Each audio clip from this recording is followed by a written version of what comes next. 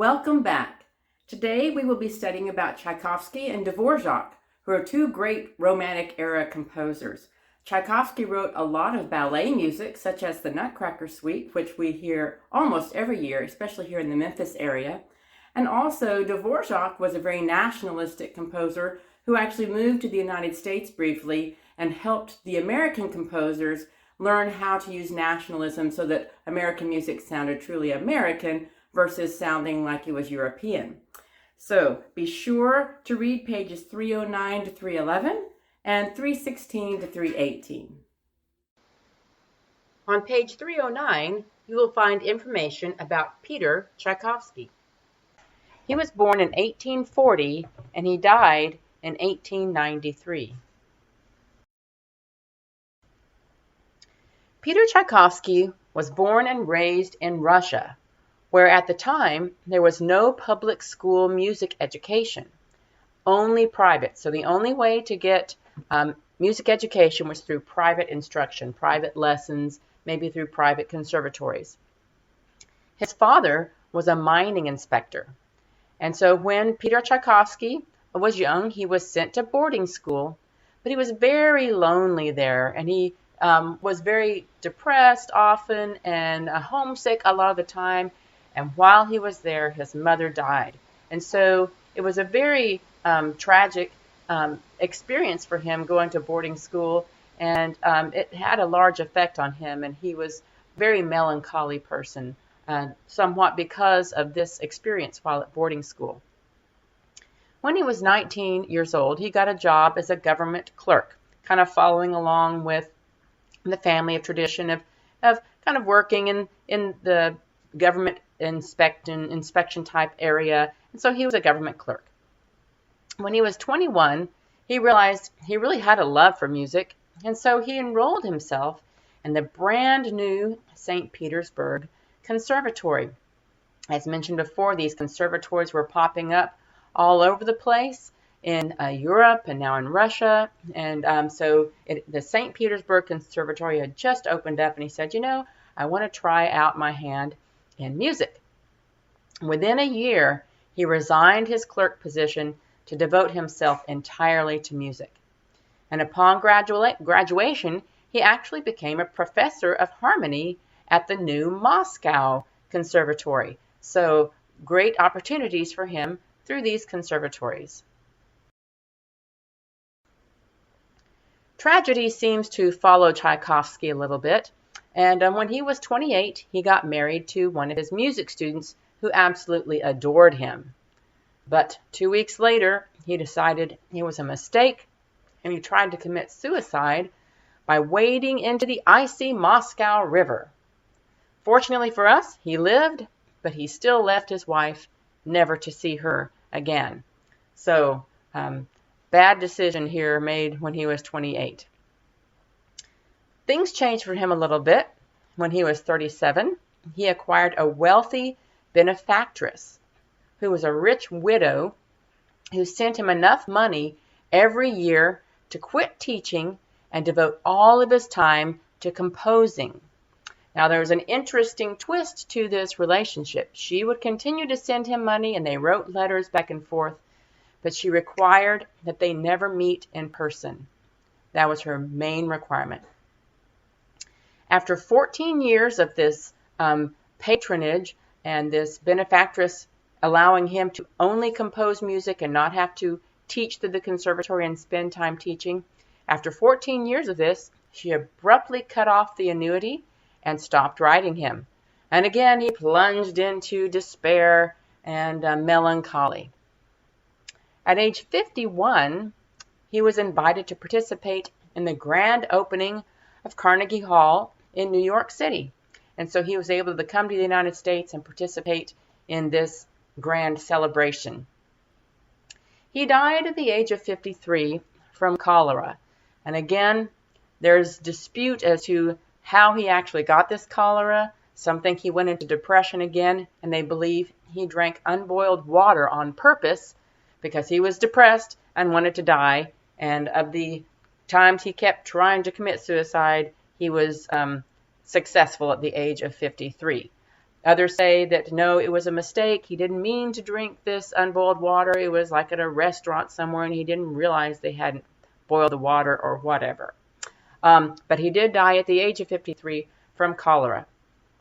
So although a lot of his music is just so beautiful and happy sounding, Tchaikovsky was generally a very melancholy person who really suffered and struggled with depression much of his life. Let's go ahead and listen to some of his music. One of my favorite pieces by Tchaikovsky is the Nutcracker, and it is strictly ballet music, although now they have the Nutcracker Suite where they just take pieces out of the ballet and play them in as an orchestral part of an orchestral concert. But the story of the Nutcracker is that Clara, who is our main character, and her father is going to throw a big ball for Christmas. And they are inviting her uncle, Drosselmeyer. And he is a man who makes clocks and watches and toys, and yet he's kind of an interesting character, maybe with a few magical powers. We're not really sure. So they had this big party, and the uncle brings in these dancing dolls that are just almost lifelike, and they dance and do great things. And then he gives gifts to the children, and to Clara's brother he gives a sword, and then to Clara he gives a nutcracker. And during the evening, Clara's brother uses the sword in a fake fight and is playing with the nutcracker and winds up breaking the nutcracker, and Clara is so sad. And so during the night she wraps up the nutcracker's jaw because he has been injured, and she puts him up on the shelf, and as she goes to bed, and then she hears this sound in the middle of the night, and she goes down to check on the nutcracker to see if all is well, and he's in the middle of a battle with the Mouse King, who is invading the house. And so he's fighting off all these mice, and he's leading all of her brother's toy soldiers into battle. And he defeats the Mouse King, and then he invites Clara to his kingdom, and he has this magical kingdom. So he and Clara travel to this magical kingdom, and while they are there, they are entertained by dancers from all different regions and countries of the world. And so that's what most of the rest of the Nutcracker ballet is these dancers from foreign countries coming in and dancing. And so they have the Chinese dance and the Russian dance. In addition, they have other dances like the dance of the reed pipes, which we listened to earlier this semester, and the dance of the sugar plum fairy, which again is, this fairy type magical creature who will come and dance for them. And so that is pretty much the rest of the story, but there's just some great dancing and great costumes. And so we're going to watch 3 movements from Tchaikovsky's Nutcracker Suite. Well, and we couldn't leave Tchaikovsky without looking at his Sleeping Beauty ballet. Disney has taken a lot of the famous composers and used their music in their movies. And so we can look at the original ballet, but I also want you to click on the link that shows how Disney took this famous song by Tchaikovsky and put it in their Sleeping Beauty movie. So we have the Sleeping Beauty ballet, and then we have the Sleeping Beauty Disney movie, and they both have this same piece of music in it. And of course the ballet had lots of music by Tchaikovsky, and the Disney movie only has this one piece by Tchaikovsky. But I hope you enjoy listening and watching how the Sleeping Beauty by Tchaikovsky is used in a variety of ways. On page 316, you will read about Antonin Dvorak. He was born in 1841 and died in 1904, so we're beginning to come into the 20th century now. Dvorak is just a great composer. Let's listen to some of his music and find out about his life. Dvorak was born near Prague in the Czech nation under the Austrian Empire. So as you can see, geography is changing a lot, throughout history. There's different countries that are taking over other countries, and borders are changing all the time. His father was a poor innkeeper and butcher, and he studied violin, organ, and piano as a child and a teen. So he really enjoyed his musical studies. At age 16, he left home to study music in Prague, and so there was more opportunities for musical education there. He played the violin in the opera and orchestra to earn money and kind of find a way to make a living. Brahms, who is a composer during the Romantic era that we will learn about, he discovered Dvorak and helped make his music famous. So Brahms was a little bit like Liszt, in that he was looking for new talent and new composers and new performers to be able to share with the world. His symphonies became very popular, and he conducted them in London, Russia, and the United States. So he was traveling worldwide, and his music was a worldwide sensation.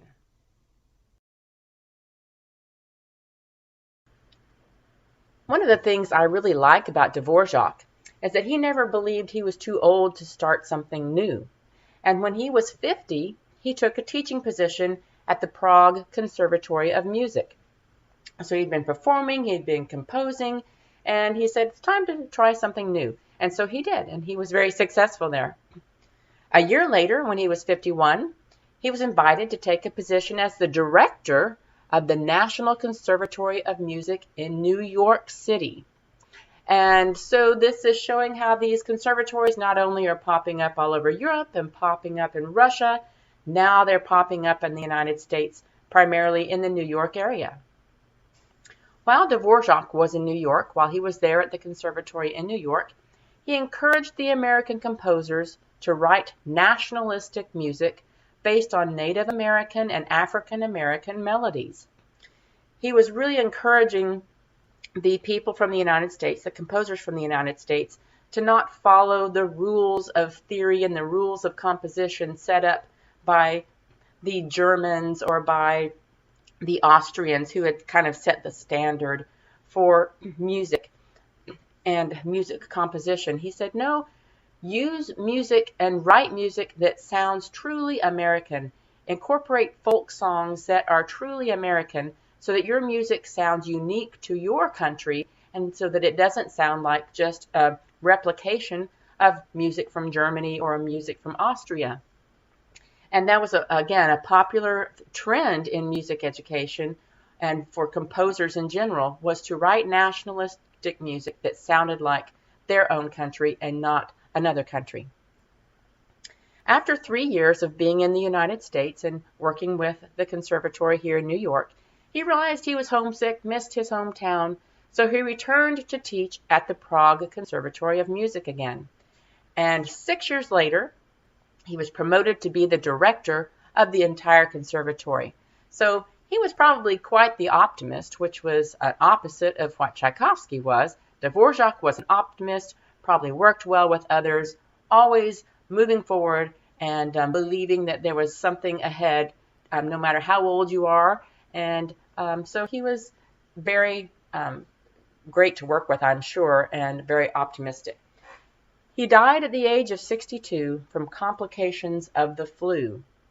And so he didn't have a long, drawn-out, tragic death, and he lived a long, good life and very successful in all that he did.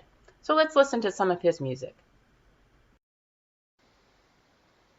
On pages 316 to 318, you will read about Dvorak's New World Symphony. It was his 9th symphony. This is where he was practicing what he was preaching.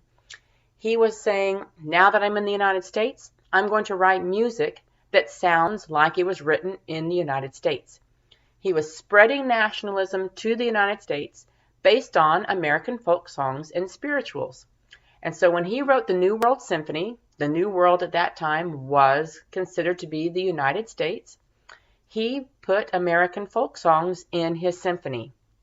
In the first movement, in the Adagio, It's inspired by Swing Low, Sweet Chariot. If you look at the listening guide, it starts out slowly with a slow introduction, and then you have this first theme that is played by the horns, and you hear the part of the Swing Low, Sweet Chariot is coming for to carry me home. You actually hear this Swing Low, Sweet Chariot theme found as part of the third theme. Da da da da da da da da da, and that's that chariot coming for to carry me home. And so it's not an exact replication of Swing Low, Sweet Chariot, but it is based on Swing Low, Sweet Chariot. So you hear it from the flutes at 4 minutes in, and then you hear it from the violins. Then later in the development, you hear it with the horns, and then you hear it with the trumpets, and then towards the end, during the recapitulation, you hear it again in the flutes and the violins, and then in the coda, you hear it with the full orchestra. And so all throughout the piece, he's throwing in these little tidbits of chariot coming for to carry me home. So he's incorporating nationalism in this first movement. And the second movement, which is the largo section, it is the slow section.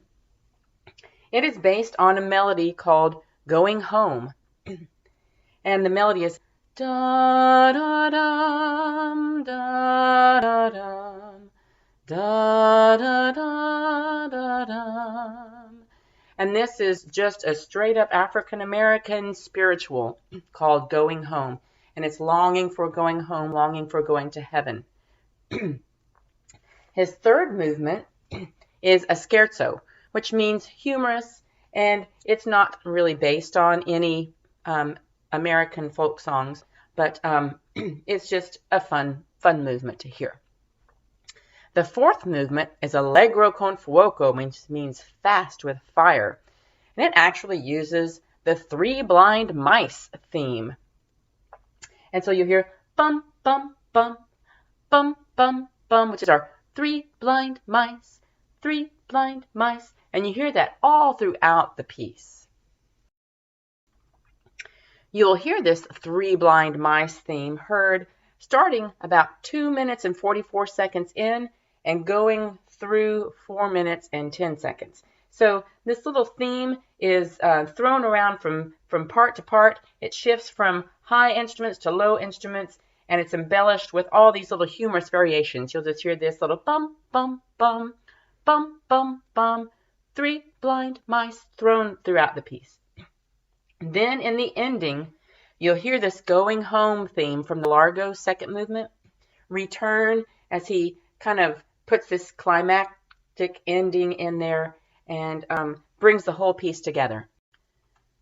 One other interesting thing about the fourth movement of Dvorak's New World Symphony is that John Williams, who is a composer that we will study later on, used the opening theme, the opening couple of notes from the fourth movement, da-dum, da-dum, for his Jaws theme. So we hear the da-dum, da-dum, da-dum, da-dum.